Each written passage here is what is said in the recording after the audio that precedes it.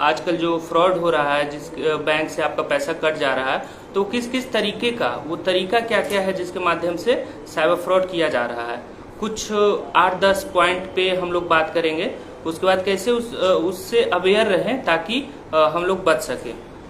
सबसे पहले जो अभी सबसे ज़्यादा जो ट्रेंड में चल रहा है जो साइबर क्राइम, वो ये है कि आपको एक अनजान नंबर से कॉल आएगा और उससे बोला जाएगा कि आपका बेटा या बेटी जो कहीं बाहर पढ़ रहे होंगे, वो किसी रेप केस में या किसी ऐसे संगीन अपराध के केस में वो फंस गए हैं और हम मुंबई क्राइम डिपार्टमेंट से बोल रहे हैं या सीबीआई से बोल रहे हैं, और व्हाट्सएप पे वो अपना एक फेक प्रोफाइल, फेक पुलिस का फोटो भी लगा लेंगे और वो आपसे पैसे का डिमांड करेंगे कि आप 1 लाख दे दीजिए या 50,000 दे दीजिए, तो आपके बेटे को यहीं से हम बेल दे देंगे।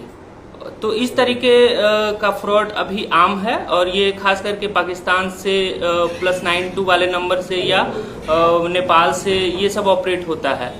तो इसमें क्या करना है कि जो अनजान नंबर से आपको इस तरीके का कॉल आए, तो अनजान नंबर पे आपको रिस्पांस नहीं देना है।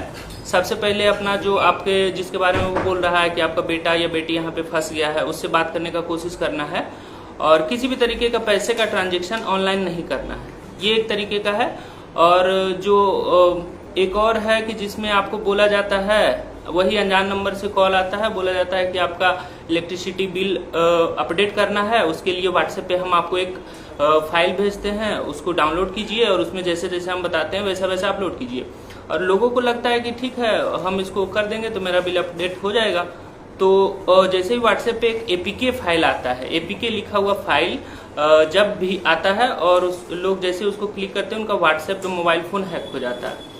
तो उसके बाद वो आपका सारा उससे जानकारी चुरा लेते हैं, आपका सारा उसमें जो बैंक का जानकारी है या फिर जो भी ओटीपी जो आप पे आएगा वो उनके नंबर पे फॉरवर्ड हो जाता है। तो इससे वो आपके मोबाइल फोन में जितने भी फोटो हैं, वीडियो हैं आपके पर्सनल, उसका गलत उपयोग कर सकते हैं।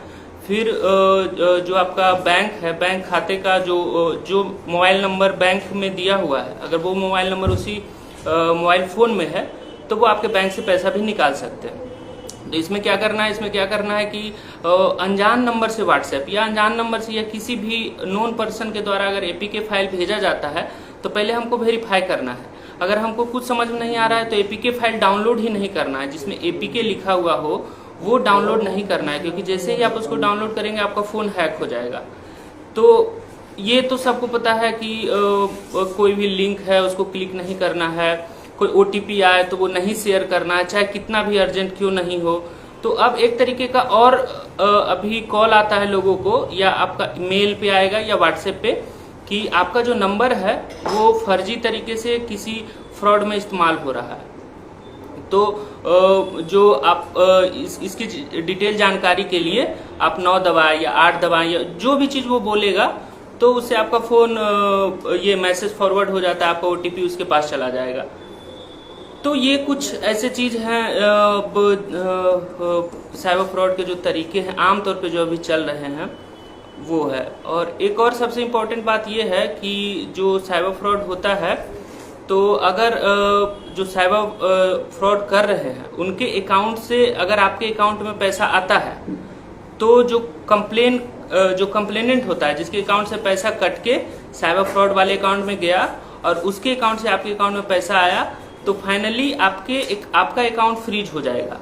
तो इसमें ध्यान ये देना है कि जब भी आप अपने अकाउंट पे पैसा मंगवाएं किसी से, तो उस आदमी का कंप्लीट डिटेल अपने पास रखें और अनजान आदमी से पैसा नहीं ले। जैसे आमतौर पे इसमें सीएसपी वाले काफ़ी फंसते हैं। जो सीएसपी वाले आप लोग में से भी बहुत सारे होंगे, या आपके दोस्त या आपके रिश्तेदार।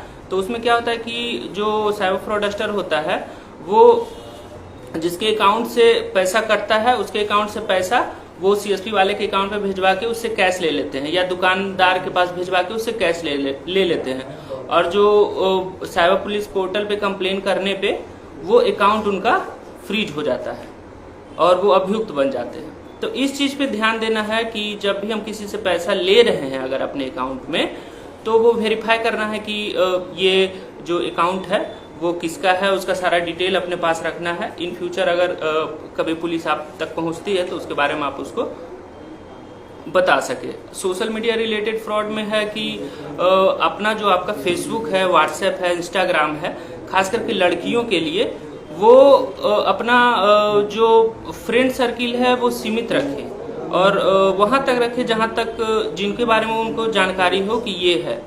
और 2 फैक्टर ऑथेंटिकेशन होता है, वो अपना email ID, Facebook, Instagram, Twitter और व्हाट्सएप सब में 2 फैक्टर ऑथेंटिकेशन जो होता है वो ऑन रखें। 2 फैक्टर ऑथेंटिकेशन में क्या होता है, 2 फैक्टर ऑथेंटिकेशन जब आप ऑन कर देंगे तो उसमें आपको 6 नंबर का एक कोड आएगा, पासवर्ड रहेगा। वो पासवर्ड आपको कहीं फिजिकली रूप से लिख लेना है और वो जब आप लिख लेंगे तो और 2 फैक्टर ऑथेंटिकेशन ऑन हो जाएगा तो आपके डिवाइस के अलावा कोई और डिवाइस में वो यूज नहीं कर सकता है, फेसबुक, इंस्टाग्राम, ट्विटर या व्हाट्सएप।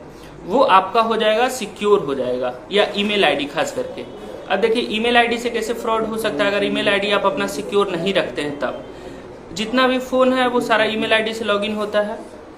जब ईमेल आईडी से लॉगिन करते हैं तो उसमें गूगल फोटोज होता है, गूगल ड्राइव होता है, जिसमें हमारा सारा photo, personal photo, bank account detail, बहुत सारे लोग ऐसा होते हैं जो अपना पासवर्ड तक उसको फोटो खींच के रखते हैं, जो नहीं रखना चाहिए, और ड्राइव पे रखते हैं। अगर आपका ईमेल हैक हुआ, जो कि इजीली हैक हो सकता है, कोई एपीके फाइल भेज के या लिंक भेज के, जैसे क्लिक होगा आपका ईमेल आईडी हैक हो जाएगा। अगर पासवर्ड आप बहुत हल्का पासवर्ड रखे हुए हैं, जैसे 1 2 3 4 5, या अपना डेट ऑफ बर्थ रखे हुए हैं, या फिर कोई मोबाइल नंबर रखे हुए हैं, तो वो इजीली हैक हो जाएगा।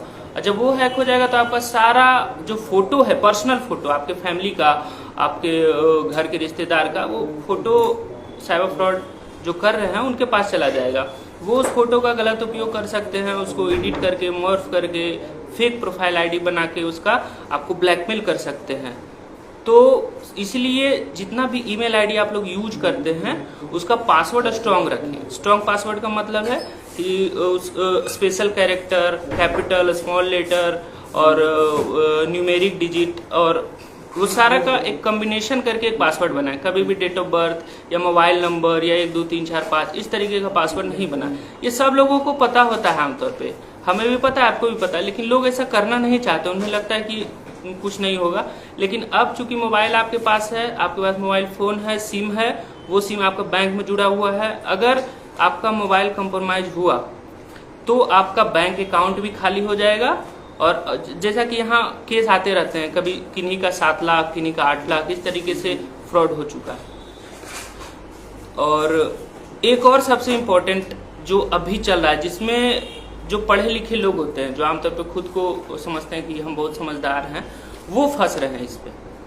और वो है कि शेयर मार्केटिंग के नाम पे, जैसे लोगों को लगता है कि शेयर मार्केटिंग करना है, मेरे पास बहुत दिमाग है तो हम शेयर मार्केटिंग करेंगे। तो उसके लिए जो ऑथेंटिक ऐप है, जैसे शेयर मार्केटिंग करने के लिए जो जीरोधा हुआ या जो भी चीज हुआ वो अलग चीज। तो लोग क्या करते हैं कि अपना ब्रोकरेज चार्ज बचाने के लिए किसी ऐसे व्हाट्सएप ग्रुप में जुड़ जाते हैं या टेलीग्राम में जुड़ जाते हैं, जिसमें उनको बताया जाता है कि इसमें आपका कम प्रोसेसिंग फी लगेगा और इस ऐप से या तो उसके नाम से मिलता जुलता रहेगा या फिर कोई अलग ऐप से आपको ट्रेडिंग करवाया जाएगा।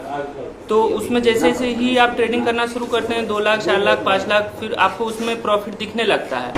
शुरू में आप उससे विड्रॉ भी कर सकते हैं, लेकिन एक समय के बाद जैसे ही आपका 4 लाख, 5 लाख अमाउंट होगा, फिर वो वेबसाइट भी बंद हो जाएगा, ऐप भी खत्म हो जाएगा। भले ही वो प्ले स्टोर से ही क्यों नहीं डाउनलोड किया हुआ हो, कोई फर्क नहीं पड़ता है, वो सारा चीज खत्म हो जाएगा, आपका पैसा वहां चला जाएगा।